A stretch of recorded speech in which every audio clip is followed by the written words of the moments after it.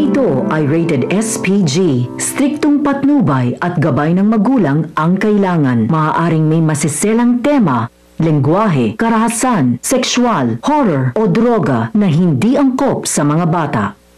Magiging isang pampublikong abogado na si Lilet sa pamamagitan na makikilala niyang bagong abogado.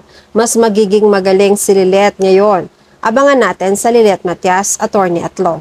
Magsasara na ang KKK na law firm ni na Attorney Bonnie. Malungkot si Lilet dahil wala na siyang firm na mapapasukan. Sinabihan siya ni Tinang na baka pwede na siyang bumalik sa Keystone dahil magkabati na naman sila ni Era. Sigurado makakabalik siya doon. Pero hindi pa sigurado si Lilet sa desisyon niya. Pinag-iisipan pa niya ang mga gagawin niya.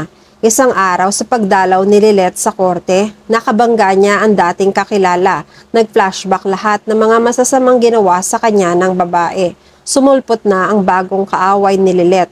Siya ang naging kontrabida niya nung panahon na nag-aaral pa sila.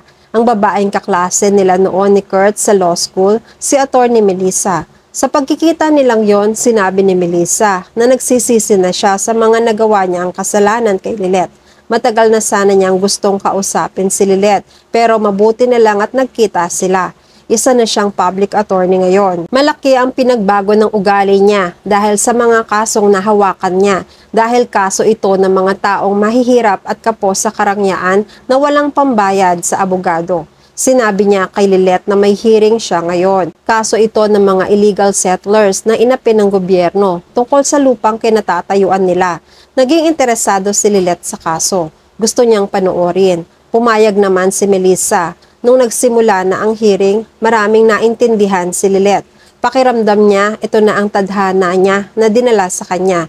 Ang matagal na niyang pinagdarasal. Nag-flashback rin kay Lilet ang mga salita ni na Attorney Mir at Bonnie tungkol sa responsibilidad nila bilang abogado, lalo na sa mga taong hikahos sa pera pero kailangan ng tulong at hustisya. Naging buo na sa loob ni Lilet na pasukin ang maging abogado ng mamamayang mahihirap. Isang gabi nagkatuwaan sina Era at Lilet kasama ang mga kaibigan nila. Naisipan nila na mag-bar na muna, celebration ng mga tagumpay nila na nagdaang araw. Nagtatawanan sina Era at Lilet. Magkasundo ang magkapatid. Mga ilang sandali pa ay napansin ni Era si Attorney Renan. Sumulpot sa bar. Nagulat si Era kung bakit narito si Renan. Anong ginagawa niya rito? Sinabi ni Lilet na siya mismo ang nag-imbita kay Attorney Renan. Nagtaka si Era dahil hindi naman parte ng kaibigan nila si Attorney Renan. Sabi ni Lilet, natutuwa lang siya kay Attorney Renan. Palagay ang loob niya rito dahil sa pagmamalasakit niya sa kaso ng nanay nilang magkapatid. Nakaismid si Era. Ayaw niya kay Attorney Renan. Pero wala na siyang magawa kundi ang hayaan na lang na makasama nila ang kinaiinisan niyang lalaki. Kahit iritable siya, patuloy naman ang pagsasaya niya. Patuloy ang inuman ng mga magkakaibigan. Picture dito, picture doon. Mga ilang sandali, bumukod si Kurt. Nakatanaw ng nakangiti kay Lilet. Marami siyang naiisip. Kinikilig-kilig pa. Naaalala niya ang litrato nila kanina. Sinilip niya ito. Matagal na pala niyang tinititigan hanggang maabutan siya ni Attorney Renan. Nahuli si Kurt na tinititigan niya ang litrato nila ni Lilet na magkasama ng nakangiti. Sabi ni Attorney Renan, bibigyan kita ng advice, Kurt, tungkol sa nararamdaman nito kay Lilet.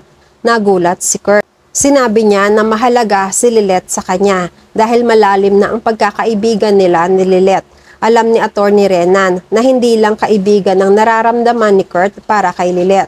Kaya sinabihan ni Attorney Renan si Kurt na magkusa ka ng magsabi. Aminin mo na ang tunay mong nararamdaman para kay Lilet. Kesa naman naghihintay ka lang sa tamang tiyempo. Malay mo, gusto ka rin pala ni Lilet. Sa tagal nyo ng magkaibigan at maganda naman ang samahan nyo. Malay natin, 'di ba? Sabihin mo na ito ngayon, kesa mahuli pa ang lahat. Parang lumakas ang loob ni Kurt. Pero napansin rin ni Kurt kay Attorney Renan, mukhang meron ring pagtingin sa Attorney Renan kay Era. Sabi niya nang natatawa, salamat sa mga advice mo, Attorney Renan. May nahahalata rin ako sa'yo. Nagtaka si Attorney Renan. Tinanong si Kurt kung ano yon. Pinagpatuloy ni Kurt ang sinasabi niya. Napapansin ko lang, kung ikaw binigyan mo ako ng mga advice, bibigyan rin kita ng advice. Ikaw, bakit hindi mo pa aminin ang nararamdaman mo kay Attorney Era? Nagkatawanan sila ni Attorney Renan. Natatawa si Attorney Renan dahil ang lakas naman ng kutob ni Kurt sa feelings niya para kay Era. Sabi ni Attorney Renan, dahil nag-advise ako sa'yo, ganun rin ang gagawin ko. Susubukan ko, kahit alam kong napakaaga pa, para magtapat ng nararamdaman ko para kay Attorney Era. Susubukan ko para sa iyo. Nagkatawanan ng dalawa. Naging mabuti na silang magkaibigan. Hanggang nakakuha ng tiyempo si Attorney Renan. Nakita niya sa malayo na pababa si Era. Kaya nagpasya na siyang umakyat para magkasalubong sila. Nung makita ni Era si Attorney Renan, nairita na naman si Era. Sabi ni Attorney Renan, Attorney Era, pwede ba tayo mag-usap? Gusto ko sana ayusin ang hindi natin napagkasunduan noon. Nainis si Era. Sinigawan niya si Attorney Renan. Pati ba naman dito, sinusundan mo ako? Pwede ba umalis ka nga sa dinadaanan ko? Naiirita ako sa pagmumukha mo. Hindi na napigilan ni Attorney Renan ang halikan si Era. Hinalikan niya nga na tumagal ng ilang segundo. Nagulat si Era na parang nawala ang pagiging lasing niya. Natanggal ang hilo niya. Nanlaki ang mga mata at nagalit. Sinampal niya si Attorney Renan. Nagsorry si Attorney Renan, pero nag-walk out na si Era. Nung makalayo na si Era, may saya siyang biglang naramdaman. Mukhang nagpakipot lang pala siya. Maya-maya ay bumalik na rin si Era sa umpukan ng mga kaibigan na kasama si Lilet. Hinahanap ng mata niya si Attorney Renan dahil hindi siya mapalagay dahil nasaktan niya si Attorney. Nung uwian naman, nagkanya-kanya na sina Era ng pagsakay sa kotse nila. Inaya ni Era si Lilet na ihahatid na siya, pero si Kurt na ang umako dito. Siya na lang ang maghahatid kay Lilet sa pag-uwi sa bahay. Pumayag na rin si Lilet at pinag-iingat niya si Era sa pag-drive. Hindi pa man nakakasakay sina Kurt at Lilet. Sinalubong ni Kurt si Lilet. Hindi na niya matiis ang matagal na lihim na nararamdaman para kay Lilet. Sasabihin na niya ang matagal ng lihim na pagtingin niya para kay Lilet. Sabi ni Kurt, Lilet, bago tayo umuwi, may pagtatapat sana ako sa'yo. May gusto akong sabihin sa'yo. Natigilan si Lilet. Biglang naging interesado si Lilet sa sasabihin ni Kurt. Hanggang sa pinagtapat na nga ni Kurt ang lihim na paghanga niya kay Lilet na matagal na siyang may gusto kay Lilet. Napangiti naman si Lilet, kinikilig rin. Ganun rin pala ang nararamdaman niya. Pareho sila ni Kurt na may pagtingin sa isa't isa.